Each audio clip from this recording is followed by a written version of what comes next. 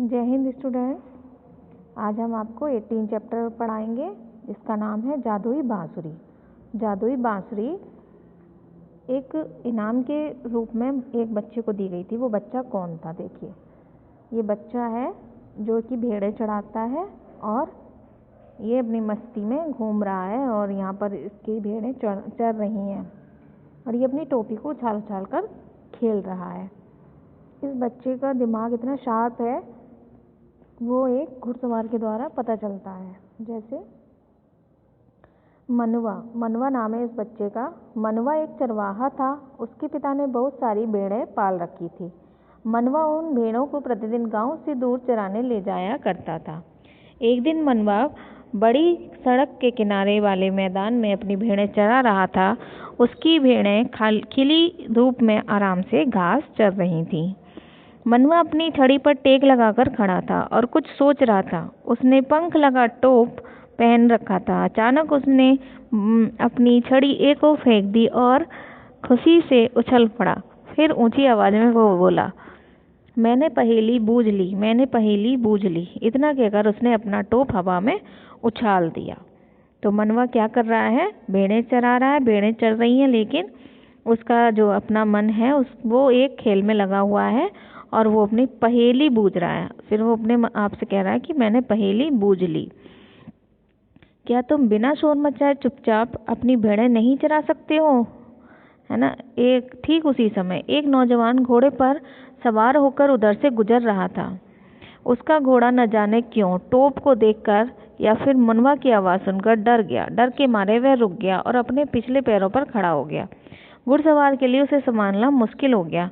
जब घोड़ा संभल गया तो घुड़सवार चिल्लाकर बोला, ए लड़के, तुमने मेरे घोड़े को इतना क्यों डरा दिया? क्या तुम बिना शोर मचाए चुपचाप अपनी भेड़ें नहीं चरा सकते हो? मैंने जानबूझकर उसे नहीं डराया, मनवा बोला। अच्छा, तो फिर तुम चिल्लाए क्यों? तुमने अपना टोप इधर क्यों फेंका? घुड़सवार ने पूछा। क्या पूछा? तो इसमें बच्चा कह रहा है, इसलिए कि मैं खुश हूँ। अच्छा, तो तुम किस बात से इतने खुश हो? क्योंकि मैंने पहेली बूझ ली, मनवा ने जवाब दिया। कैसी पहेली? घुड़सवार ने पूछा। अब घुड़सवार ने क्या पूछा मैं आपको बताता हूँ, पर घोड़े की बात पर आप मुझे डांटेंगे तो नहीं? नहीं डांटूंगा, पर अपनी पहेली तो बताओ। घुड़सवार ने कहा, वह क्या तुम वस्तु है जो आदमी से ऊंची भी है और मुर्गे से छोटी भी? मनवा ने कहा। मनवा के सवाल पर घुड़सवार सोचने लगा। वह सोचता रहा, देर तक सोचता रहा, किंतु पहेली बूझ न सका। उसने हार मानते हुए कहा, अच्छा भाई, अब तुम ही बता दो कि क्या वस्तु है? तो मनवा ने कहा, टोप, यानी कि ये टोप जो है वो मुर्गे से छोटा है और जब पहन लिया जाए तो आदमी से ऊंचा भी। तो अरे, तुम तो बुद्धिमान बालक हो। अच्छा, अब मेरी बात सुनो। मैं इसी रास्ते से एक दिन लौटूंगा। तुम यहाँ मेरा इंतजार करना। हाँ, अपनी भेड़ों में से सबसे अच्छी भेड़ मेरे लिए चुनकर रखना। इसके लिए मैं तुम्हें मुंह मांगी रकम दूंगा। पर याद रखना, भेड़ न सफ़ेद हो, न काली हो, न भूरी हो, न चितकबरी हो। वह किसी मटमैले रंग की भी नहीं होनी चाहिए। घुड़सवार ने मनवा से कहा, ठीक है, मैं आपके लिए ऐसी भेड़ तलाश करूंगा जैसी आप चाहते हैं, मनवा ने उत्तर दिया। घुड़सवार सोचने लगा। सोचता रहा, देर तक सोचता रहा, किंतु पहेली न पूछ सका। जनाब टोप, है ना। तो ये बात हो गई है। अब आगे। अच्छा, तो फिर मिलेंगे। घुड़सवार ने कहा, ठीक है साहब, लेकिन आप उसे लेने के लिए उसी दिन आए जब वह सोमवार का दिन ना हो, ना मंगलवार का हो, ना बुधवार का, ना बृहस्पतिवार का, ना शुक्रवार का, ना शनिवार का या रविवार का। आप किसी और दिन आ सकते हैं। एक बात और, आप जब भी पैसे ठीक समझे, जो भी पैसे ठीक समझे, जो भी आपका मन करे मुझे दे सकते हैं, मनवा ने बड़ी विनम्रता से कहा।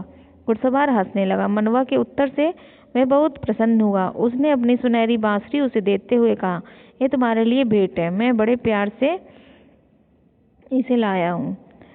तो अब देखिए, वहाँ पर जब वो देख रहा है कि मनवा ने उसके जो क्वेश्चन का क्या आंसर दिया है, तो उससे बहुत खुशी होती है और वो अपनी बांसुरी उसे दे देता है।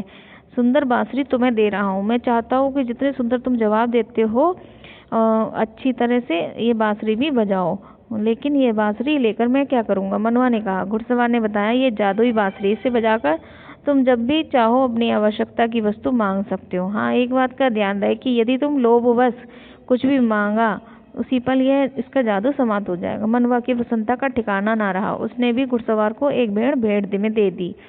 घुड़सवार ने प्यार से मनवा के सिर पर हाथ फेरा और वह अपनी राह चल दिया। तो बच्चों देखा आपने कि जो सच्चा इंसान होता है उसकी हमेशा मदद करता है इंसान, मतलब इंसान के रूप में वो भगवान ही होते हैं जो कि बच्चे की मदद करने आते हैं। तो हमें हमेशा ध्यान रखना चाहिए।